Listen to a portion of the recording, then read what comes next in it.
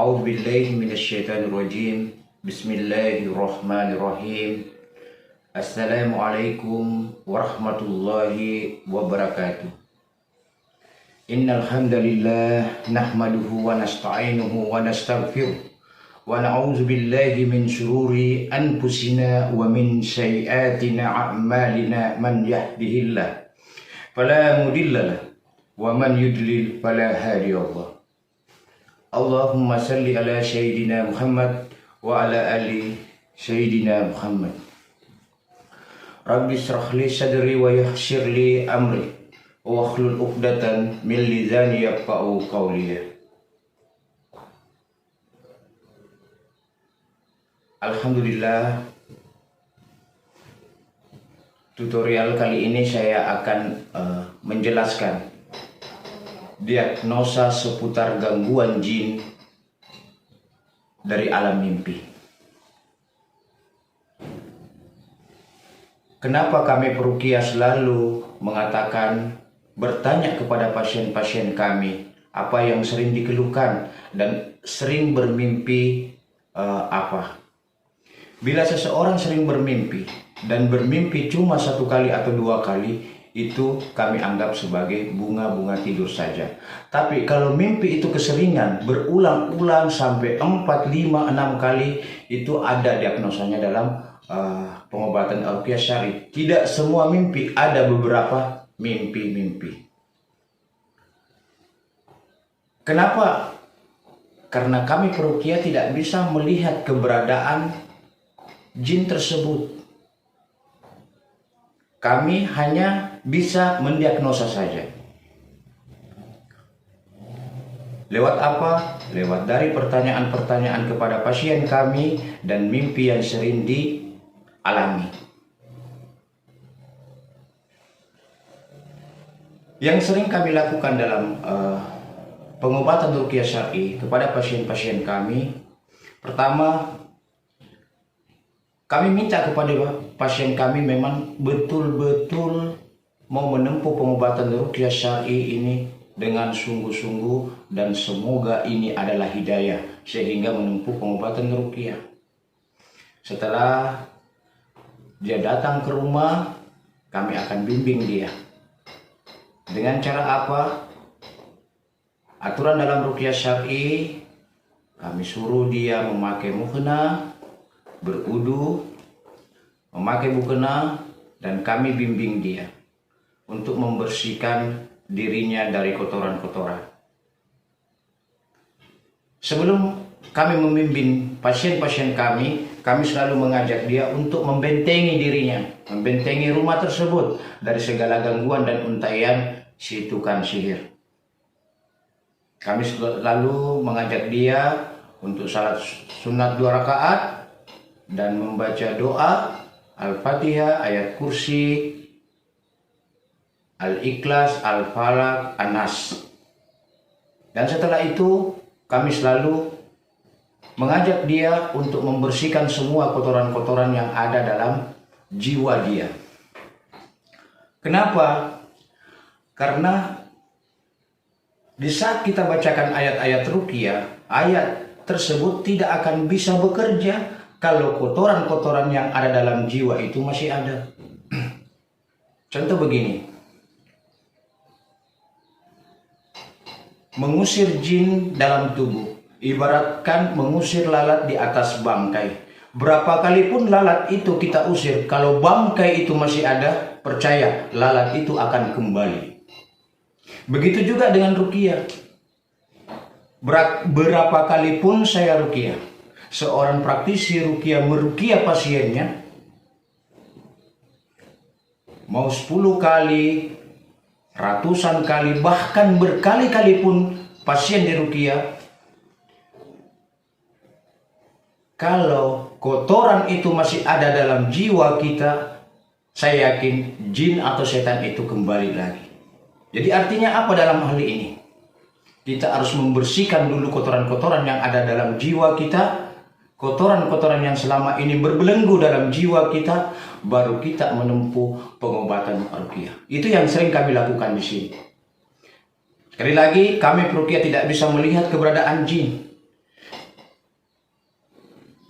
kami hanya selalu mendiagnosa, semoga dengan pasien dengan kejujurannya, karena maksud dan tujuan kami sebagai praktisi ruqyah itu ada untuk mengetahui penyakitnya, apakah ini gangguan jin atau gangguan sihir. Karena gangguan jin dengan gangguan sihir itu beda.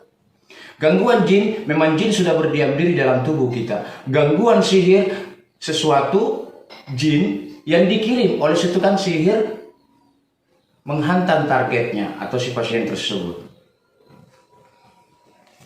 Setelah itu baru kami adakan pengobatan ruqyah.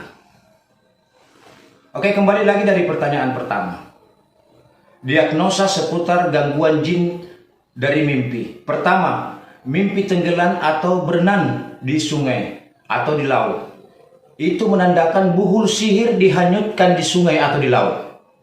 Tuh, yang kedua, mimpi jatuh dari ketinggian atau naik gunung atau naik ke tempat tinggi, itu menandakan buhul sihir ditaruh di gunung atau di pohon yang tinggi. Yang ketiga, mimpi selalu di area perkuburan, dikejar makhluk yang jelek, artinya buhul sihir ada ditanam di area perkuburan tempat angker. Yang keempat, mimpi ular, artinya jin pengganggu berasal dari pusaka, benda keramat, atau jin itu berasal dari warisan leluhur atau berasal dari sihir. Yang kelima, mimpi binatang-binatang buas. Dalam mimpi muncul binatang-binatang yang bergantian, artinya jin yang mengganggu berasal dari jenis-jenis binatang. Berperangai keras, berpengaruh terhadap sifat orang tersebut, keras, cepat emosi, dan susah diajak berkomunikasi. Baik, yang keenam, mimpi binatang buas tapi jinak, artinya jin mengganggu adalah khodam. Bisa jadi itu dari amalan-amalan si pasien tersebut atau berasal dari leluhurnya. Yang ketujuh, mimpi binatang atau sosok dalam jumlah tertentu, artinya jumlah tersebut menunjukkan jin pengganggu. Yang kedelapan, mimpi bertemu dengan leluhur, artinya kodam dari leluhur, ilmu warisan dari leluhur masuk ke dalam tubuh si pasien. Yang kesembilan, bertemu dengan sosok orang soleh bersamaan dengan sakitnya, yang saat ini si pasien itu derita. Oke? Artinya jin tersebut adalah kodam dari tirakat. Jin tersebut adalah kodam dari tirakat amalan-amalan bid'ah yang dilakukan oleh orang tersebut atau dilakukan oleh leluhurnya. Yang ke-10, mimpi bertemu lawan jenis berulang-ulang hingga berhubungan badan, kadang gonta-ganti wajah, kadang tetap satu sosok, artinya disukai oleh jin yang berasal dari sihir, jin pengganggu yang berasal dari leluhur. Yang ke-11, mimpi dikejar-kejar orang, tak merasa akan disakiti dan merasa juga disakiti. Kemungkinan itu adalah sihir atau ainul jin atau ainul hasad. Yang ke-12, mimpi berkelahi dengan orang atau binatang, tapi setelah diruqyah orang tersebut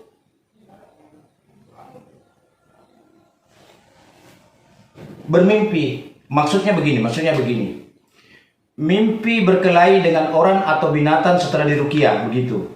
Jika jin tersebut terluka atau terbunuh, maka itulah yang terjadi pada jin yang mengganggunya. Itu tadi diagnosa dalam mimpi. Jadi tidak semua mimpi. Jadi kami seorang praktisi ruqyah, kami sebagai praktisi ruqyah itu diagnosa kami cuma itu. Jadi cepat kita mengetahui bahwa si pasien ini ada gangguan jin atau gangguan sihir. Baik, mungkin itu yang bisa kami sampaikan. Mohon maaf kalau ada salah kata. Kembali lagi, kami saat ini, saya pribadi saat ini masih dalam proses belajar. Barakallahu fikum. Assalamualaikum warahmatullahi wabarakatuh.